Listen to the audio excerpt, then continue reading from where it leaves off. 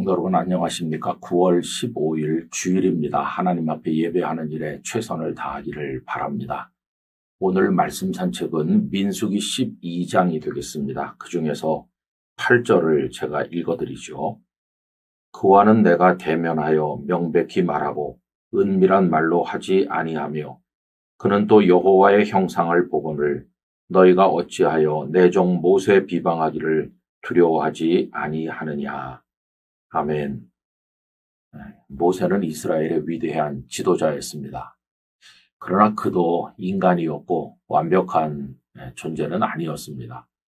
그 연유는 알 수 없지만은 모세가 구스 여인을 얻어들였는데 그것이 비난의 빌미를 제공하였습니다. 뜻밖에도 모세를 비방했던 사람들은 남이 아닌 모세의 누이 미리암과 형 아론이었습니다.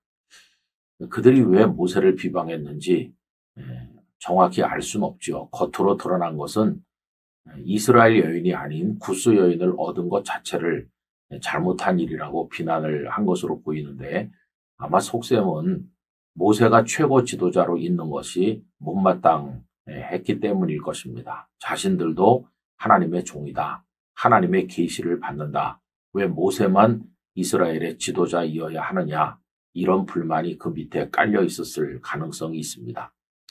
자, 어쨌든 이렇게 볼썽사나운 일이 벌어졌을 때 하나님께서 개입하셨고 하나님께서는 뜻밖에도 논리적으로 맞는 이야기를 하는 미리암과 아론이 아닌 모세의 편을 들어주셨습니다.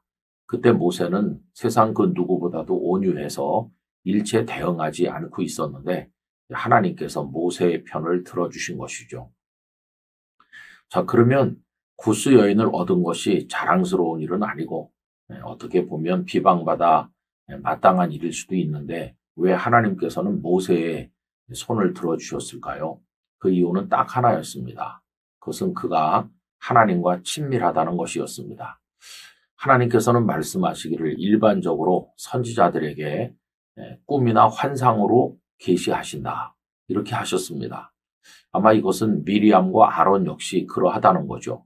하나님께서 그들에게도 때때로 꿈이나 환상으로 말씀하실 수 있다는 겁니다. 그런데 모세는 차원이 다르다는 것입니다. 모세는 하나님과 대면하는 사람이고 하나님께서 꿈이나 환상처럼 우회적으로 간접적으로 말씀하는 게 아니라 명백히 그에게는 말씀하신다. 그러면서 하나님과 모세는 다른 사람들이 감히 따라올 수 없을 정도로 친밀한 관계 속에 있다고 이야기를 하는 거죠. 오늘 말씀에 다시 한번 보면 그와는 내가 대면하여 명백히 말하고 은밀한 말로 하지 아니하며 그는 또 여호와의 형상을 보거늘. 사람이 하나님의 형상을 본다는 거예요. 얼마나 파격적인 얘기입니까? 너희가 어찌하여 내 종 모세 비방하기를 두려워하지 아니하느냐. 여러분 여기서 우리는 배울 수 있습니다. 가장 중요한 것은 하나님과 우리 사이에 깊은 교제라는 것을 알게 됩니다. 목사로 살면서 저도 이런저런 인간적인 욕심이 없었던 것은 아닙니다. 또 그것들을 위해서 노력을 하기도 했었죠.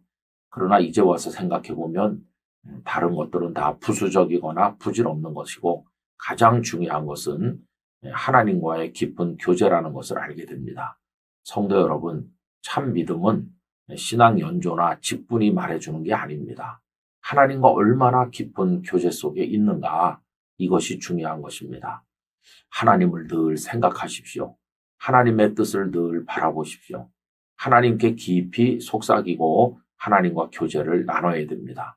그래서 하나님의 영이신 성령님으로 우리가 채워질 때, 우리가 성령님으로 충만하게 될 때, 그때가 가장 하나님의 인정을 받고 또 하나님의 사랑 안에 거하는 하나님의 사람이 될 수가 있는 것이죠.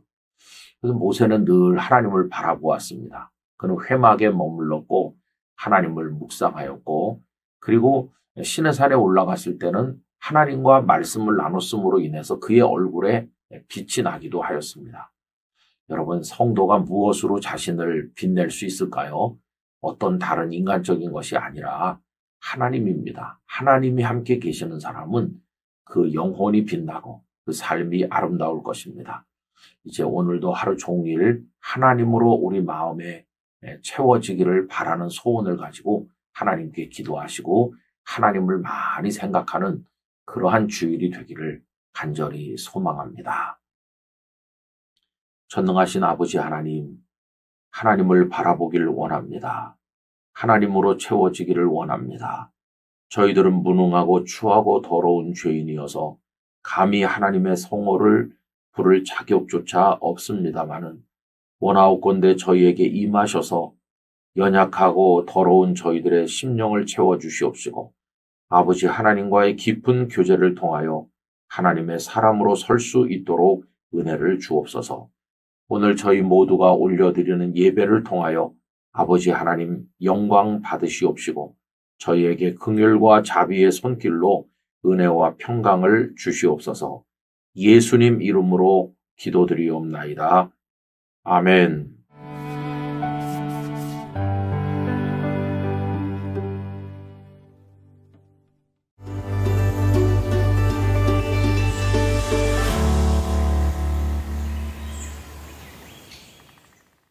(9월 16일) 월요일입니다. 여러분 추석 연휴를 잘 보내고 계십니까? 주님 안에서 행복하시기를 바랍니다. 우리들의 말씀 산책은 민수기 13장 3절입니다. 모세가 여호와의 명령을 따라 바란 광야에서 그들을 보냈으니 그들은 다 이스라엘 자손의 수령된 사람이라. 아멘. 지금까지 제법 많은 결혼 주례를 했습니다. 그런데 모두가 다 잘 살고 있는 것은 아닙니다. 그 중에 몇 쌍은 참 마음 아프게 이혼을 하였습니다. 그 이혼한 커플 가운데는 우리 사회에서 최고의 직업을 가진 이들이 결혼한 경우가 있었는데요. 저는 그렇게 훌륭한 인재들이기 때문에 잘 살 거라고 생각했는데 오히려 너무 똑똑한 사람들끼리 만나서 그런지 그 결혼이 오래가지 못하고 깨지는 것을 보았습니다. 저는 그때 진정으로 좋은 사람은 어떤 사람일까 하는 문제를 많이 생각하게 되었습니다. 이스라엘 백성들은 이제 가데스 바네아에서 큰 충격적인 일을 경험하게 되는데 각 지파에서 한 명씩 뽑은 인재들을 모아서 12명을 가나안에 보내서 그 땅을 알아보게 하였습니다. 12 정탐꾼 이야기죠.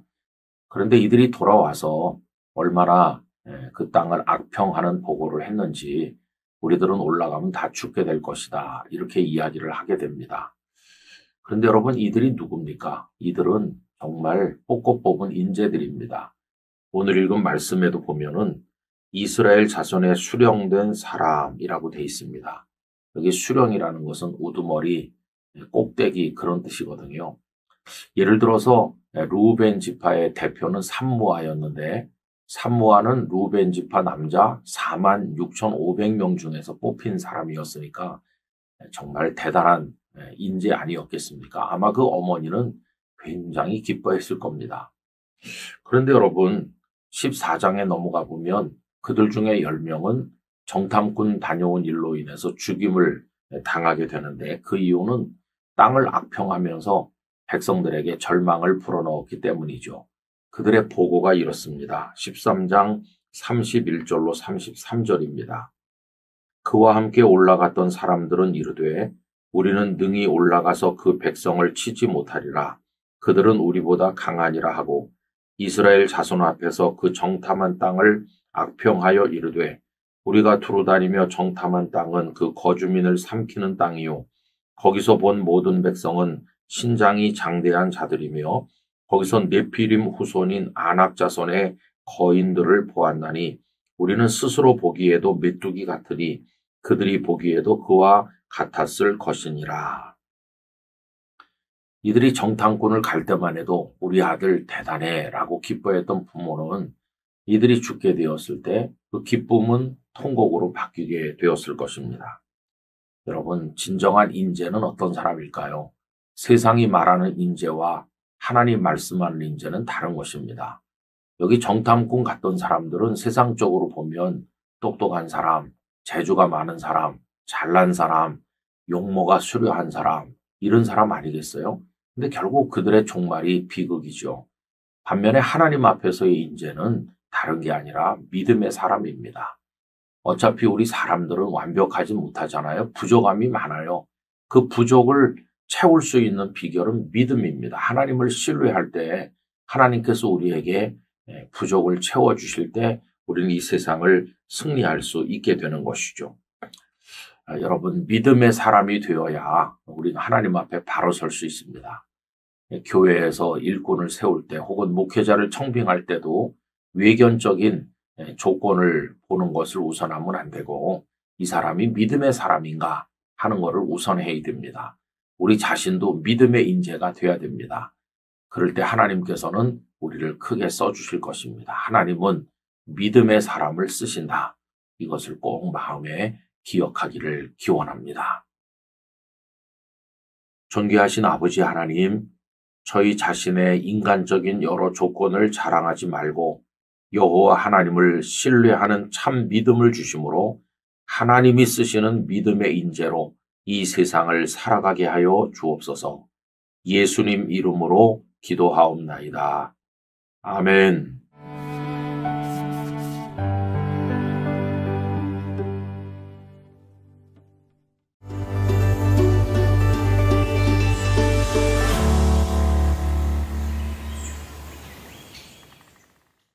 (9월 17일) 화요일입니다. 여러분, 오늘 추석 하나님 앞에서 가족들과 함께 예배하며 잘 지내시기를 바랍니다. 오늘 우리들의 말씀 산책은 민수기 14장 2절과 3절입니다.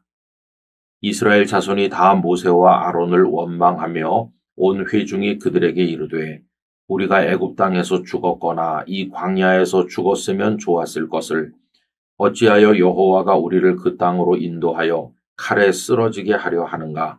우리 처자가 사로잡히리니 애굽으로 돌아가는 것이 낫지 아니하랴. 12명의 정탐꾼 중에서 여호수아와 갈렙을 제외한 나머지 10명이 불신앙의 보고를 하여 백성들의 마음을 어렵게 하였습니다. 그런데 여러분, 이 10명이 돌아와서 그 땅은 거민을 삼키는 땅이고 우리가 올라가면 죽게 될 거라는 말을 했을 때 그 두려움과 절망이 순식간에 온 백성에게 퍼져나간 것을 봅니다. 여러분, 이런 불신앙은 전염성이 굉장히 크다는 것을 알게 되죠. 그래서 이 사람들은 모세와 아론을 돌로 치고 우리가 지휘관을 따로 세워서 차라리 애굽으로 돌아가자는 망발까지 일삼게 됩니다. 여러분, 이래서 아주 위기 상황이 도래했을 때 하나님께서 진노하셨고 그 정탐꾼들이 정탐했던 날수 40일을 40년으로 환산하셔서 그 불신앙의 세대는 광야에서 죽고 죽을까 염려했던 그들의 후손들은 가나안에 들어가도록 하신 것을 우리가 알고 있습니다. 여러분, 이 가데스 바네아 사건은 어리석은 다수의 위험성을 우리에게 보여주는 좋은 예라고 생각합니다. 우리들은 자유민주주의를 사랑하고 신봉합니다. 그러나 자유민주주의가 완벽해서 그런 건 아닙니다. 자유민주주의 치하에서 신앙의 자유를 가지고 진정한 인권을 보장받기 때문이지 그게 완벽해서는 안 됩니다. 완벽해서는 아닙니다. 그 자유민주주의의 최대 맹점이 뭘까요? 그거는 다수에 의존한다는 것입니다. 그래서 이 민주주의 사회에서는 여론조사가 유행하게 되는데 다수가 그걸 원했다. 여러분, 그랬다고 다 옳은 건 아니죠. 진리는 다수결이 아닙니다.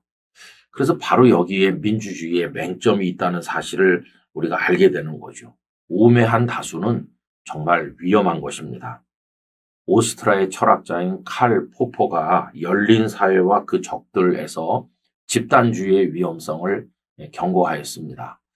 여러분, 히틀러가 권력을 장악하게 된 배경에도 어리석은 군중들을 통제하는 그 나름대로의 어떤 기술이 있었기 때문이라고 설명하죠.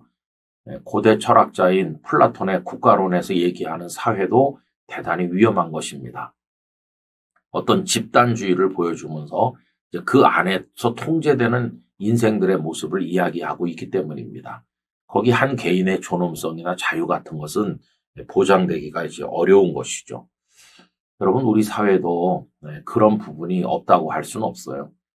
어떤 집단주의 혹은 떼거리 문화, 팬 문화라고 하는 게 그런 겁니다. 나는 어떤 사람 좋아해요 그러면은 그냥 무조건 좋아해요. 옳고 그름을 따지지 않고 만약에 내가 좋아하는 어떤 스타를 비방하는 사람이 있으면 그 사람은 무조건 적대시하고 비난하죠. 이런 떼거리 문화가 한 개인의 존엄성을 파괴하는 그런 문제들을 많이 가지고 있습니다. 그래서 여러분, 하나님 앞에서 현명한 개인이 많이 나와야 될 필요가 있습니다. 특히 우리 그리스도인들은 세상 모든 사람들이 믿음을 버려도 우리 믿음을 지켜야 되고, 또 하나님을 향한 신뢰를 버려서는 안 되고, 성경이 가르치고 있는 기독교적 가치관을 뚜렷하게 붙들고 있어야 됩니다. 이번에 국가인권위원장 후보가 되었던 안창호 장로님께서 그 청문회에서 보인 모습을 보신 분들이 있을 겁니다. 그분은 많은 국회의원들이 성토하는 가운데서도 자신은 창조론을 믿는다 하는 것과 동성 결혼에 반대한다 하는 이런 신념을 아주 명확하게 이야기하였습니다. 그래서 온갖 조롱도 받고 비난도 받았지만 오히려 신실한 성도들은 그분의 그 의연한 모습에서 많은 감동을 받았다고들 말씀하는 걸 들었습니다. 여러분, 다수가 간다고 해서 무조건 따라가면 안 되고 옳은 길인가를 분별해야 되는데, 우리들은 하나님 안에서 믿음의 길, 진리의 길을 걸어 나가야만 될 것입니다. 세상 모두가 다 하나님을 떠나도 나는 끝까지 하나님의 말씀에 의지하여 하나님의 진리를 따르는 하나님의 사람으로 남겠습니다. 이런 굳센 각오를 가지고 하나님을 바라보는 우리 모두가 되기를 간절히 소망합니다. 존귀하신 아버지 하나님, 세상 모든 사람이 하나님을 대적하고 진리의 적이 된다고 할지라도 저희들은 마지막까지 서서 믿음의 의지를 가지고 하나님을 바라보며 성경의 가치관을 따라 삶을 살아가도록 용기를 허락하여 주옵소서. 진리는 다수결이 아님을 깨닫게 하셔서 참 진리 되신 예수 그리스도를 바라보게 하여 주옵소서. 예수님의 이름으로 기도하옵나이다. 아멘.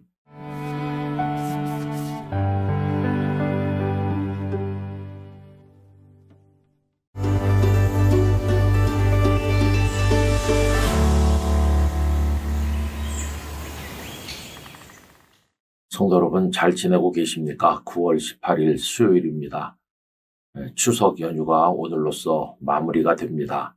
이제 다시 일상으로 복귀할 마음 준비를 하셔야 되겠죠. 조금은 허전하실 수도 있겠지만 하나님 주시는 은혜 가운데서 또 매일의 삶의 기쁨으로 임하기를 원합니다. 오늘 우리들의 말씀 산책은 민수기 15장 2절이 되겠습니다. 9월 18일 이 말씀 읽겠습니다. 이스라엘 자손에게 말하여 그들에게 이르라. 너희는 내가 주어 살게 할 땅에 들어가서. 아멘. 명절이 되어서 어떻게들 지나셨는지 모르겠습니다만 저희 집도 북적댔습니다. 아이들이 다 왔기 때문인데 5살짜리, 3살짜리 손주들이 모여서 노는 모습을 보면서 하나님 앞에 감사했습니다. 그런데 이 녀석들이 어떤 때는 우리 손잡아 그러면서 친하게 지내다가 또 어떤 때는 또 싸우기도 해요. 가만히 보면 이유는 간단합니다. 이건 내 건데 이렇게 하는 거예요. 장난감 가지고 이제 싸우는 거죠. 이거 내 건데 하면서 싸우는 거는 어른이 돼도 똑같습니다. 소유에 대한 욕망 때문에 얼마나 많은 갈등이 일어나는지 알 수 없습니다. 사회심리학자인 에리 프롬은 소유냐 존재냐라는 그 책에서 인간이 극복하기 어려운 가장 강렬한 욕구가 소유욕이라고 이야기한 바가 있습니다. 성도들이 하나님을 경외하는데 큰 걸림돌 중에 결정적인 게 소유욕이라고 할 수 있죠. 자, 그런데 우리 성도가 가져야 될 기본 전제가 있는데 그것은 우리는 하나님이 주신 것으로 산다 하는 것입니다. 그래서 내 것이 아니고 다 하나님의 것이라는 것을 인정해야 되는 거죠. 이게 은혜의 기본 구조입니다. 여러분, 생명부터 시작을 해서 우리들의 마음속에 있는 모든 것들, 그리고 의식주, 이거 다 하나님께서 허락하여 주신 것입니다. 우리 주변의 소중한 사람들 얼마나 귀해요? 하나님께서 주신 것입니다. 다 하나님께서 주신 것이고 우리는 하나님께서 주신 것을 받아 누린다고 하는 이 의식이 우리에게 가장 기본적인 것이죠. 그래서 야고보서 1장 17절은 다음과 같이 말씀했어요. 온갖 좋은 은사와 온전한 선물이 다 위로부터 빛들의 아버지께로부터 내려오나니, 온갖 좋은 것들이 다 하나님 아버지께서 위로부터 내려주신다는 겁니다. 이스라엘 백성들이 얻게 될 가나안 땅도 그들이 얻는 게 아닙니다. 오늘 읽은 본문에 보면은 하나님이 주신 땅이라고 하셨어요. 내가 주어 살게 할 땅. 하나님이 주셔서 살게 할 땅이라고 그랬고, 또 15장 18절에서는 내가 인도하는 땅이라고 말씀을 하셨어요. 그러므로 이스라엘이 그 땅을 받았을 때 내 땅이라는 생각을 하지 말고 하나님이 주신 땅이다 하는 걸 알아야 되는 거죠. 지금도 이스라엘에는 땅을 소유하는 권리는 없고 사용하는 권리만 있다고 합니다. 그래서 내 땅을 가진다, 이런 개념이 우리나라에는 있지만은 이스라엘에는 없는 것이죠. 여러분, 절대로 주인 노릇하지 말고 선한 청지기가 되기를 바랍니다. 내 것이 아니라는 것을 어떻게 확인할 수 있느냐? 간단해요.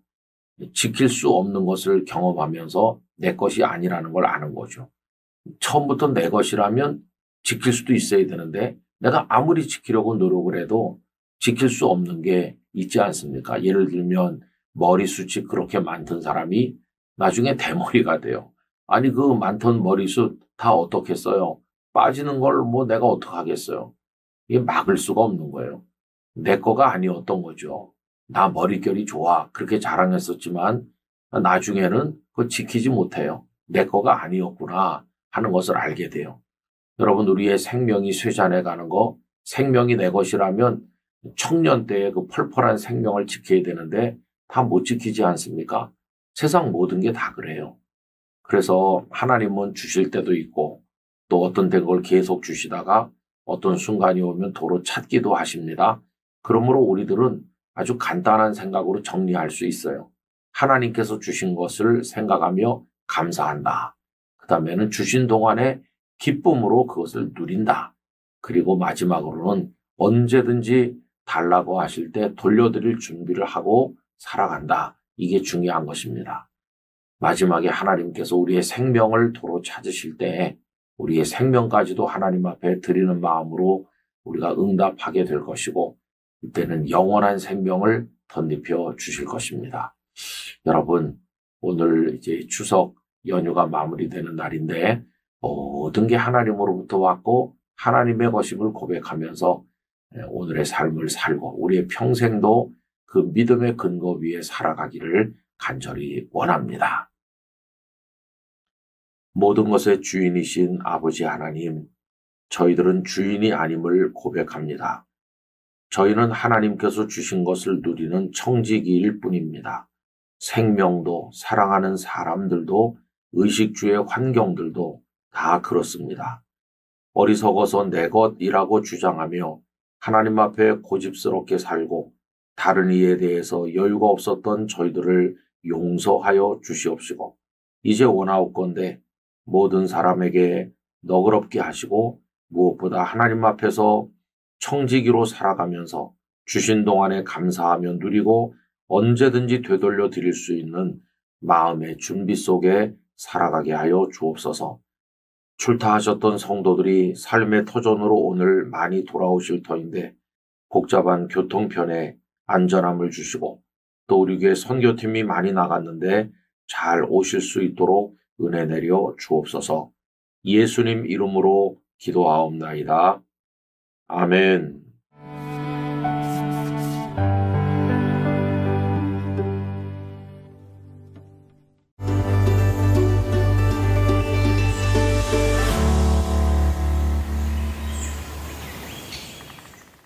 성도 여러분 안녕하십니까? 9월 19일 목요일입니다.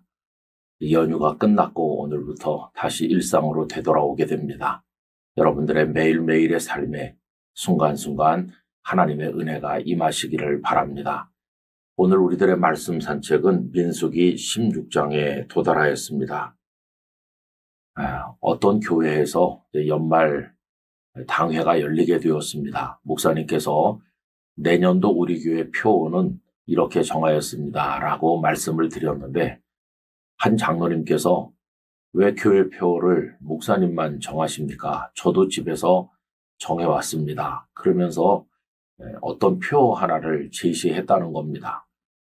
이렇게 되니까 새 표가 두 가지가 제시되는 웃지 못할 일이 벌어지게 된 것이죠. 여러분, 교회 성도들이 어떤 방향으로 마음을 모아야 될 것인지는 목회자가 정하도록 되어 있고 목회자가 교회를 목양하는 거 아니겠습니까? 그런데 그 장로님은 그렇게 함으로써 목사님을 교회에서 내보냈으면 하는 마음을 드러낸 겁니다. 그런데 정말 어처구니가 없었던 것은 이 두 가지 표를 놓고 투표를 했는데 장로님이 정해오신 표가 채택되었다는 것입니다. 장로님들께서 목사가 나갔으면 하는 마음을 드러낸 거죠. 목사님은 당신의 목회적 권위가 땅에 떨어졌음을 인정했고 교회를 떠나겠노라고 이야기하였습니다. 장로님들은 목사님을 내보내게 된 것을 기뻐하게 된 거죠. 참 마음 아픈 일이었어요. 목사님이 나가면 다른 목사님을 모셔온다고 장로님들은 생각했던 것 같습니다. 그런데 뜻밖에도 목사님이 사임한다고 하는 사실이 알려지게 되자 거의 대부분의 성도가 다 목사님과 함께하게 된 것이죠. 결국 장로님들은 큰 부끄러움을 당했고 교회는 나눠지게 되었습니다. 여러분, 이런 마음 아픈 일들이 없어야 되는데 현실적으로 많이 발생하는 걸 보면서 참 마음이 아픕니다. 권위로 인한 갈등, 이게 문제인 것이죠. 이스라엘 백성들이 광야 생활을 할 때 어려움이 많았습니다. 광야라고 하는 그 환경이 주는 어려움이 있었죠. 그러나 이거는 하나님께서 다 극복할 수 있도록 그들을 보살펴 주셨습니다. 문제는 백성들이 만들어내는 어려움이었는데 그것이 바로 권위에 대한 갈등 문제였습니다. 백성들 중에는 모세와 아론이 그들의 지도자가 된 것에 불만을 품는 사람도 있었는데 오늘 읽은 이 민수기 16장에 보면 그 내용이 하나 나와 있습니다. 레위 지파 중에 고라라는 사람과 르우벤 지파 중에 다단과 아비람이라는 사람이 중심이 돼서 백성들을 선동했어요. 왜 모세와 아론만 우리의 지도자가 되는 것이냐. 이러면서 모세와 아론을 향해 노골적으로 적대시하고 많은 사람들이 대항하게 되었습니다. 이로 인해서 어려움이 발생했을 때 모세는 그들에게 이렇게 말합니다. 16장 5절을 읽어드립니다. 고라와 그의 모든 무리에게 말하여 이르되 아침에 여호와께서 자기에게 속한 자가 누구인지 거룩한 자가 누구인지 보이시고 그 사람을 자기에게 가까이 나오게 하시되 곧 그가 택하신 자를 자기에게 가까이 나오게 하시리니 라고 말했습니다. 이 속에 보면 도대체 누가 하나님이 선택한 사람, 이스라엘 백성의 지도자가 되는 사람인지를 하나님께서 보이실 것이다 라고 하면서 두 가지를 이야기했는데 여러분, 이 두 가지를 우리는 늘 마음에 담고 살아야 됩니다. 첫째는 누가 하나님께 속한 자인가 하는 것입니다. 여러분, 누가 하나님이 선택하신 하나님께 속한 사람일까요? 주님의 일을 많이 하는 사람일까요? 능력 있는 사람일까요? 아닙니다. 산상수훈에 보면 주의 이름으로 선지자 노릇을 하고 주의 이름으로 능력을 행하고 귀신을 쫓아낸 자라 할지라도 주님께서는 나는 너희를 모른다. 불법을 행하는 자들아 내게서 떠나라. 이렇게 말씀하실 거라고 했습니다. 그러니까 사역을 하는 것 봐서는 알 수 없는 것이죠. 주님께서 선택하신 거룩한 사람, 주님께 속한 사람은 누구인가? 이 문제를 우리가 늘 생각을 해봐야 되는 것입니다. 또 두 번째는 하나님 앞에서 누가 거룩한 자인가 하는 게 이제 문제인 것이죠. 여러분, 이때 중요한 것은 형식적 권위보다 실제적 권위가 중요하다는 것입니다. 형식적 권위란 신학교를 졸업했는지, 그래서 목사 안수를 받았는지, 장로 안수집사 권사로 피택이 돼서 임직식을 했는지, 그래서 어떤 객관적으로 공식적인 그런 형식적 권위를 가지고 있는지, 그게 중요한 게 아니라는 것입니다. 많은 사람들이 임직식을 해서 목사와 장로 권사 집사가 되면 그 권위를 드러내려고 주장하려고 하는데 그건 어리석은 것이죠. 아무리 안수를 받았다 할지라도 그가 하나님의 사람다운 거룩함이 없다면 그거는 실질적으로는 권위가 없는 것입니다. 여러분, 형식적 권위에 의지해서 주님의 일을 감당하려고 하는 것은 부끄러운 것입니다. 하나님께서 보실 때 정말 거룩한 삶을 살아가는 사람인가, 이게 중요하다는 것을 알게 됩니다. 그러므로 여러분, 다른 사람의 문제에 시시비비하지 말아야 되겠습니다. 먼저 우리 자신을 돌아봐야 되겠습니다.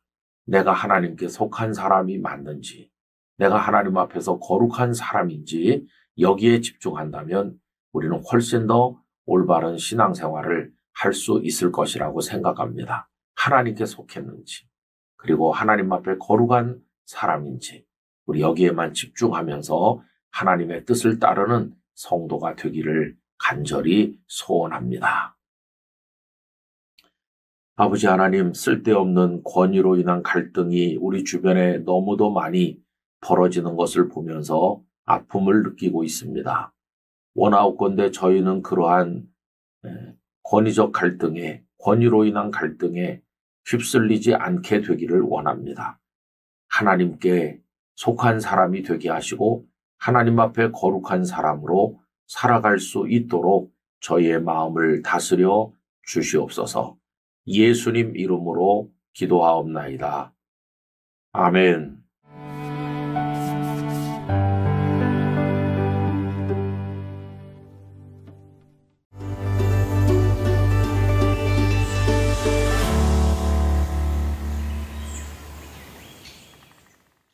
(9월 20일) 금요일이 되었습니다.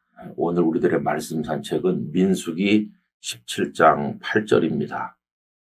이튿날 모세가 증거의 장막에 들어가 본즉 레위 집을 위하여 낸 아론의 지팡이에 우미 돋고 순이 나고 꽃이 피어서 살구 열매가 열렸더라. 아멘. 어제 아침에 생각해 본 것처럼 고라, 다단, 아비람, 이 사람들이 모세와 아론의 권위에 대항하면서 폭동을 일으켜서 많은 사람들이 죽임을 당하는 비극이 일어난 이후에 하나님께서는 이 문제를 명확하게 그들에게 알려주시기 위해서 각 지파에 지팡이 하나씩을 제출하게 하셨습니다. 그리고 레위 지파의 지팡이에는 아론이란 이름을 쓰게 하셨습니다. 모세는 이 12지팡이를 성소한 증거궤 앞에 두게 되었는데 그 다음날 들어가 보니 놀랍게도 아론의 이름이 적힌 지팡이에는 싹이 돋아나고 거기 살구꽃이 피고 열매가 열리게 되었습니다.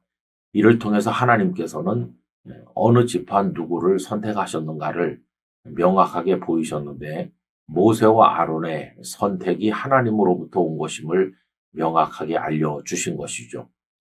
여러분, 여기서 두 가지 우리가 생각해 볼 바가 있습니다. 그것은 모든 결정은 하나님께서 하신 것이라 하는 겁니다.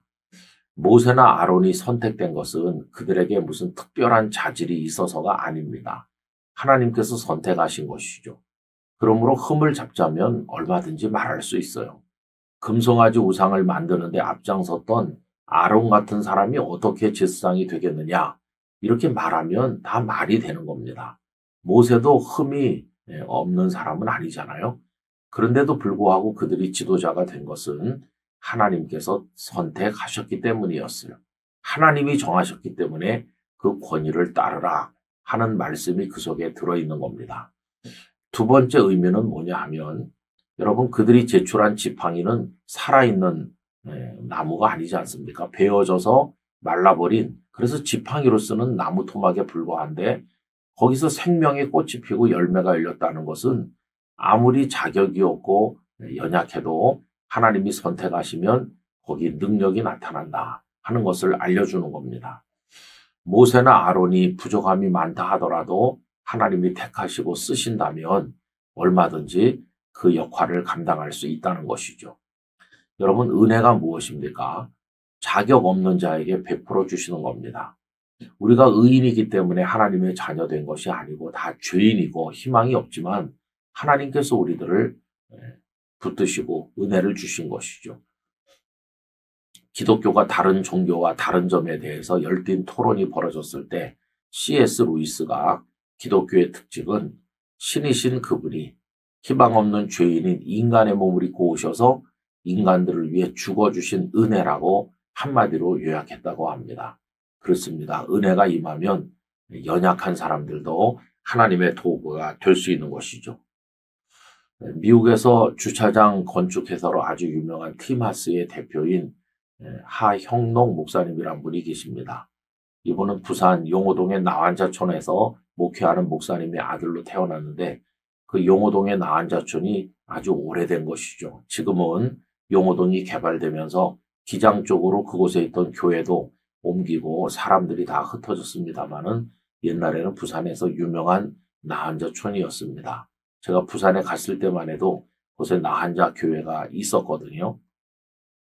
근데 목사님은 거기서 성장하면서 많은 사람들의 놀림을 받았다고 합니다. 그런데 이분이 미국에 건너가서 공부를 하고 아주 성공적인 인생을 살게 됐어요.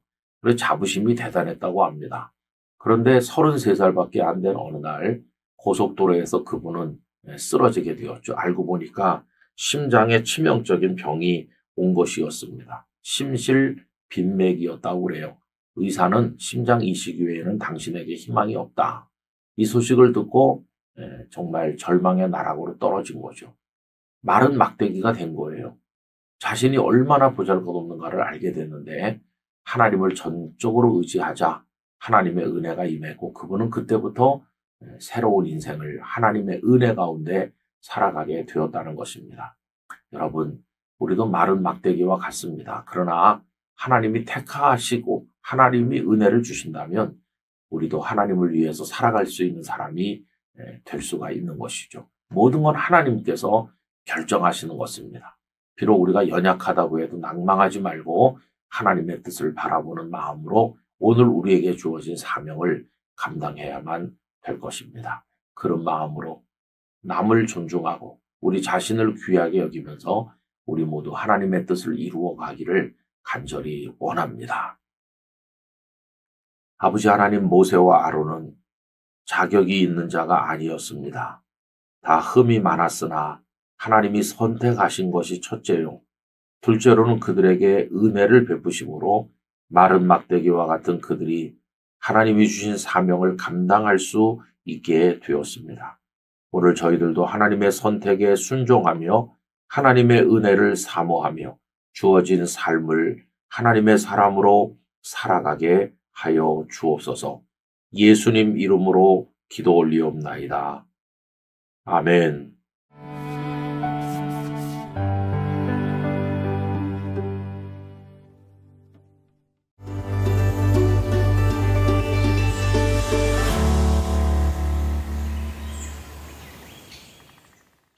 9월 21일 토요일입니다.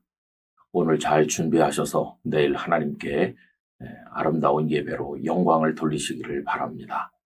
오늘 우리들의 말씀 산책은 민수기 18장에 도달했습니다. 제가 1절을 읽지요.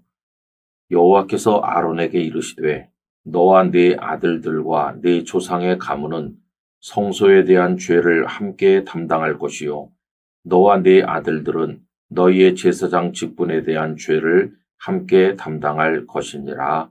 아멘. 하나님께서는 성막을 만드셔서 이스라엘 백성들의 삶의 중심이 되게 하셨습니다. 이 성막은 하나님께서 임재하시는 상징물이 되었습니다. 백성들은 성막을 바라볼 때마다 하나님께서 저기 계신다라고 생각을 한 것이죠. 그 중에서도 성소는 가장 거룩한 곳이어서 거룩하게 지켜져야만 했습니다. 그 책임이 하나님께서는 아론과 그의 자녀들에게 있다. 제사장들이 그 책임을 감당하고 성소의 거룩함을 지켜야 된다. 만약 그렇지 못하다면 그 죄를 너희가 짊어져야 된다 하는 말씀을 하신 것입니다. 여러분, 제사장이 된다는 것은 영광스러운 일이었지만은 그러나 그 직임은 대단히 무거운 것이었습니다. 이 성막이 거룩하고 성소가 거룩한데 제사장이 그것을 지켜야 될 책임이 있는 거죠. 만약에 성소가 더럽혀지면 그 책임을 너희가 져라. 제사장들에게 무섭게 말씀을 하신 것이었습니다. 여러분, 심지어 어느 정도로 제사장들의 책임이 중요했느냐 하면은 레위인들이 도와주긴 하죠. 그러나 레위인들도 거기 접근하면 안 됐어요. 그건 제사장들만의 책임이라는 거죠. 18장 3절에 보면 레위인의 한계를 이렇게 말씀합니다. 레위인은 네 직무와 장막의 모든 직무를 지키려니와 성소의 기구와 제단에는 가까이 하지 못하리니 두렵건대 그들과 너희가 죽을까 하노라. 레위인들이 제사장들을 돕기는 하지만 그 성소 안에 접근할 수는 없었어요. 잘못하면 제사장들도 레위인들도 함께 죽는다. 이건 정말 제사장들만이 지켜야 될 책임이었어요. 여러분, 성소를 거룩하게 지켜야 되는 것처럼 오늘날 교회에도 반드시 지켜져야 될 부분이 있습니다. 저는 교회가 복음을 지켜야 된다고 믿습니다. 이 복음, 예수님의 십자가와 부활의 복음, 하나님께서 우리에게 은혜로 주신 이 복음, 이거 지켜야 됩니다. 그래서 교회는 오직 하나님의 은혜, 그 십자가와 부활의 복음으로만 구원을 받는 것이지 그 어떤 인간적인 다른 방법으로 구원받을 수 있다는 식의 가르침을 절대로 용납할 수가 없습니다. 뿐만 아니라 우리 주님의 영광을 지켜야 됩니다. 만물의 주인이시고 창조주이시며 교회 머리가 되시는 주님의 영광이 그 어떤 것과도 타협이 될 수는 없는 것이죠. 또 뿐만 아니라 하나님의 말씀의 권위를 지켜야 됩니다. 말씀이 무너지면 교회도 무너지고 신앙도 무너지는 것입니다. 하나님의 말씀은 성령님의 감동으로 된 것으로 절대로 다른 것들과 뒤섞일 수가 없는 것이죠. 그리고 이런 것들을 지키는 책임은 철저하게 목회자들에게 있는 것입니다. 제사장에게 성소를 지키는 직임을 주신 것처럼 오늘날 목회자들에게 그 직임을 1차적으로 주셨다고 믿습니다. 물론 성도들이 다 같이 짊어져야 될 짐이지만 특별히 목회자들이 하나님의 복음을 수호해야 되고 말씀의 권위를 수호하고 주님의 영광을 지켜내야 되는 것이고 그리고 목회자들의 이를 위한 권위를 지켜야 되는 것입니다. 여러분, 목회자들도 사람입니다. 흠도 많고 잘못도 많고 미숙한 것도 많습니다. 그러나 목회자가 그렇다고 해서 자신의 짊어져야 될 그 마지막 사명까지도 놓아버린다면 그건 아무것도 아닌 것이죠. 이것을 위해서 목회자는 우선 자기 자신을 지켜야 됩니다. 거룩해야 됩니다. 절대로 세속에 탐욕을 가지면 안 될 것입니다. 그리고 목회자의 권위를 지켜내야 됩니다. 신학교를 졸업했기 때문에 목회자인 것이 아니라 하나님의 영이 그 안에 머물고 거룩한 말씀의 선포자로서의 권위를 지켜야 되는 것이죠. 교회들마다 목회자가 목회자다움을 잃어버릴 때 그 교회는 무너질 수밖에 없는 것입니다. 제사장이 그 성소를 지켜야 되는 것처럼 오늘날 목회자들에게 하나님의 말씀과 복음의 권위를 그리고 주 예수님의 영광을 또 말씀의 권위를 지키게 하신 것인데 이 책임을 우리가 깊이 인식해야 되겠습니다. 그리고 성도들께서는 목회자들의 권위를 인정해 주셔야 됩니다. 비록 그 목회자가 부족함이 많더라도 하나님의 말씀을 맡은 사람으로 인식해 주신다면 목회자들이 또 경각심을 가지고 자기 사명을 위해서 기도하며 나갈 것이라고 믿습니다. 이 땅의 교회들이 지켜야 될 것을 지키고 하나님의 뜻을 이룰 수 있기를 간절히 소원합니다.